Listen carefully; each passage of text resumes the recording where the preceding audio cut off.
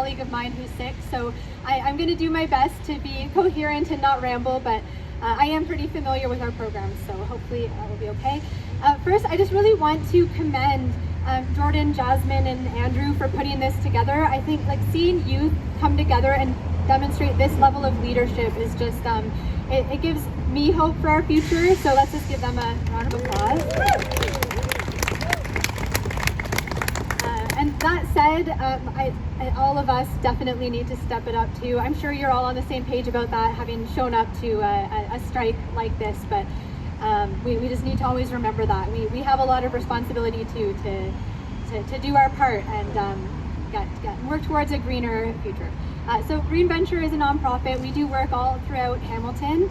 Our focus is on supporting the community in making changes that just to work towards a more sustainable future. So we have an energy program where we do home energy audits to support people in accessing the funds that support changes in their homes to reduce energy consumption. We have gardening programs, and we have, I'm on the education team, so we do a lot of education in the community for all ages. And we have a really active green infrastructure program, which is why my colleague was invited to speak today. Put up your hand if you're familiar with what that means, with what green infrastructure is, just so I know. Okay, so most of us are pretty familiar. I won't tell you what that means then, but I want to talk just briefly about why we need to consider this, because we didn't used to have to, well, I guess as long as we've all been here, we have had to think about green infrastructure, but before colonization, if we picture what this site used to look like, it used to be green natural space that supported the local ecosystems and the environment. So when it rained, for example, that water could go back into the ground and replenish the groundwater. But then we started building. We put in buildings and pavement and concrete, and now that water can't get into the ground the way it really is supposed to be. So we end up depleting the groundwater instead of replenishing it. So green infrastructure, a lot of it is just changing the way we build things so that that water can get back to where it needs to be. So sometimes that means putting in rain gardens, just gardens that really make use of the water, take note of how the water flows so that it can get into the ground as it flows. It could be even using rain barrels. And something that a lot of people don't know about rain barrels that we like to share when we do education workshops, you don't necessarily have to use them for gardening. You can also just use it to capture the rain, because believe it or not, grass is also not a very permeable surface. It doesn't do a great, like if you picture grass after a little while in a rainstorm, there are big puddles, and then it starts flowing off the grass and it ends up in the storm drains just like it does if it's pavement.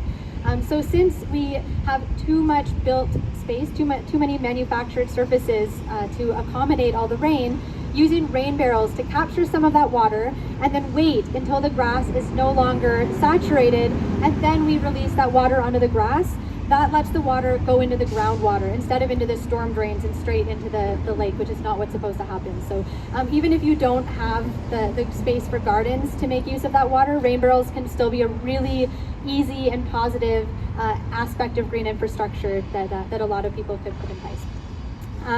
If you would like to learn more or get more directly involved, Green Venture has a lot of supports in place, so I encourage you to check out our website or follow us on social media. We have a self-guided tour, resources for a self-guided tour of rain gardens along Barton Street. It used to be all pavement, and then through the DPAVE program, DPAVE Paradise, a lot of that pavement was removed and replaced with beautiful gardens, which also supports local wildlife and biodiversity. It's a really, really great project. And now there are resources where you can walk along Barton Street and read about all the projects as you go. So you can come speak with me after or reach out to us. We're Green Venture, and we can send you links and resources on how to access that. And if you'd like to get involved, it can also be a great way to help reduce climate anxiety. Taking concrete action has been shown to be one effective way to address climate anxiety. We have some events coming up where you can help plant trees, help with gardening projects, and just meet other people who also care about the planet.